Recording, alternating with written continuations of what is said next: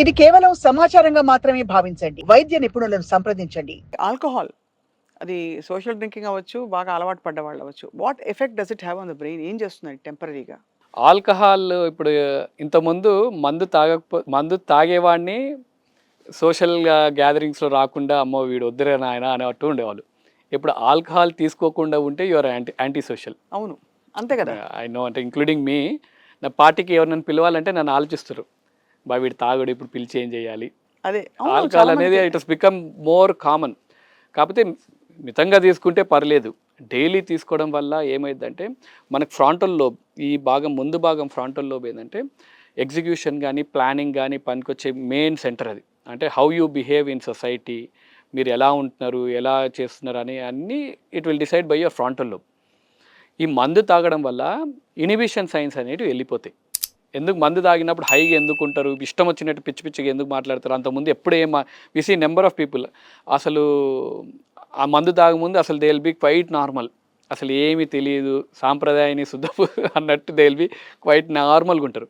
ఒకసారి మందు తాగంగానే అపరిచితుడు ఇంకో అపరిచితుడు వచ్చేస్తాడు, అసలు ఏం సంబంధం లేకుండా ఆ మనిషికి ఈ మనిషికి సంబంధం ఉండదు. ఎందుకంటే ఆ మందు తాగినప్పుడు ఆ ఇనిబిషన్స్ వెళ్ళిపోతాయి. ఫ్రాంటల్ లోబ్లో ఇనిబిషన్ సైన్స్ అనేటివి అవన్నీ అయిపోతాయి. They will talk whatever they want. So అందుకని ఆ కంట్రోల్ తప్పుతారు. ఈవెన్ ఫ్రాంటల్ లోబ్ అగైన్ మందు తాగడం వల్ల కూడా కాకుండా బ్రెయిన్ ట్యూమర్స్ కొంతమందికి పేషెంట్స్ వచ్చినప్పుడు కూడా ఫ్రాంటల్ లోబ్లు ఉంటే యాంటీ సోషల్ బిహేవియర్స్ ఉంటాయి. ఒక ఐవ్ సీన్ ఏ పేషెంట్ ప్రిజన్లో, హీ హ్యాడ్ మల్టిపుల్ అక్యూజిషన్స్ అని. దాని తర్వాత తలనొప్పి వస్తుందంటే దే ఇగ్నోర్డ్ హిమ్. సరే ఏం కాదులే, ఆల్కహాలిక్ ప్లస్ ఇవన్నీ బ్యాడ్ అన్నీ ఉన్నాయి, రిపీటెడ్గా హెడ్ఏక్స్ వస్తున్నా దే ఇగ్నోర్డ్ హిమ్. తర్వాత స్కాన్ చేపిస్తే he had a big brain tumour. Brain tumour ఉంది. ఆ కేసు ఇంకా నడుస్తుంది వాళ్ళకు. అంటే లీగల్ ఆస్పెక్ట్స్ చాలా ఉన్నాయి దాంట్లో, no point in discussing. Again we were discussing about alcohol కాబట్టి ఆల్కహాల్ తాగితే ఒకటి ఇనిబిషన్ సైన్స్ వెళ్ళిపోద్ది.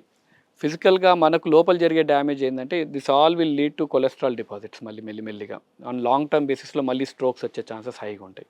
రైట్. కాబట్టి ఈవెన్ సోషల్ డ్రింకింగ్ ఆర్ రోజు తాగడం అన్నది it's not not at all advisable. మరి వరల్డ్ హెల్త్ ఆర్గనైజేషన్ మధ్యలో ఏదో చెప్పింది, అది రెడ్ వైన్ తాగండి రోజు అని. Now with too many health trends, అంటే ఎవరు పడితే వాళ్ళందరూ ఏదోటి మందు, alcohol, not just alcohol, even food గురించి కూడా యాజ్ హెల్తీ యాజ్ ఒక బనానా గురించి కూడా మనం ఒకవేళ తీసుకుంటే ఈరోజు 100 రకాల వీడియోలు ఉంటాయి. 100 రకాలు, ఒకరేమో ఒకటే తినాలని, ఒకరేమో 2 తినాలని, ఒకరోజు ఏమి తినొద్దని రకంగా. ఆల్కహాల్ గురించి, ఆల్కహాల్ ఇంకా అందరికీ ఇష్టమైన పదార్థమే. సో ఎవరికి కావాల్సినట్టు వాళ్ళు స్టేట్మెంట్స్ ఇస్తూ ఉన్నారు. But my personal belief is do not take alcohol.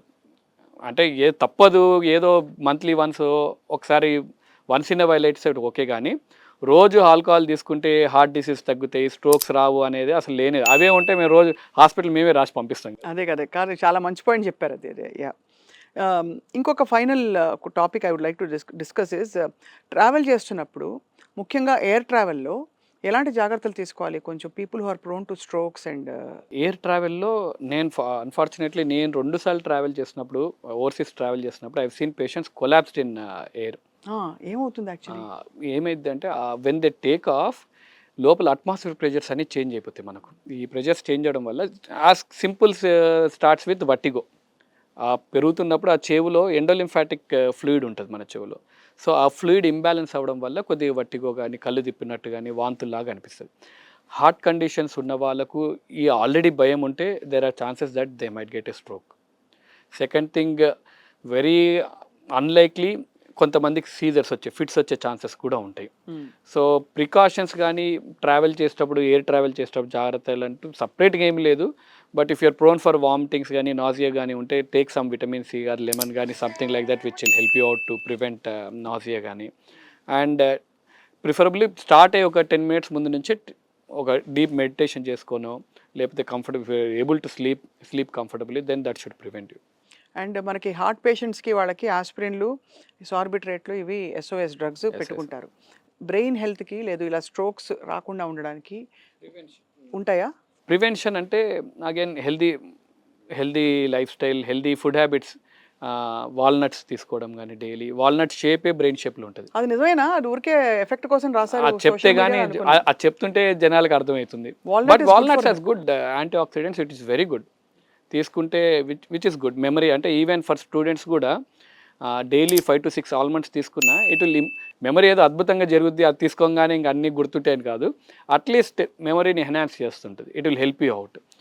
And మన బెర్రీ ఫ్రూట్స్లో కూడా they have rich anti inflammatory and antioxidants properties. They will also help you in boosting your memory.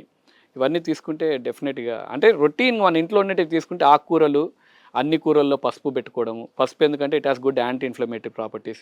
ఇవన్నీ తీసుకుంటే చాలు. బయట నుంచి ఒక నెల రోజులు బయట నుంచి ఏం ఫుడ్ తెచ్చుకోకుండా ఇంట్లో హెల్తీగా చేసుకుంటే ఒంట్లో ఉన్న కొలెస్ట్రాల్ ఒక 10% అని తగ్గుద్ది.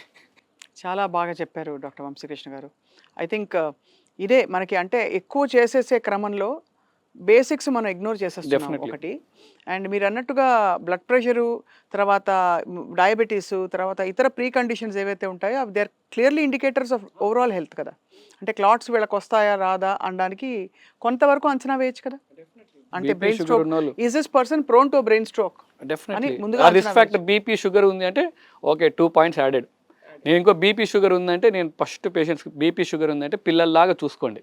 బీపీ షుగర్ని ఎంత జాగ్రత్త పిల్లల్లాగా పెంచుకొని జాగ్రత్త చూసుకుంటే వాళ్ళు బాగుంటారు. వాళ్ళని వదిలేస్తే విచ్చలవిడిగా తిరిగితే తిరిగి మనకి మోసం వస్తుంది.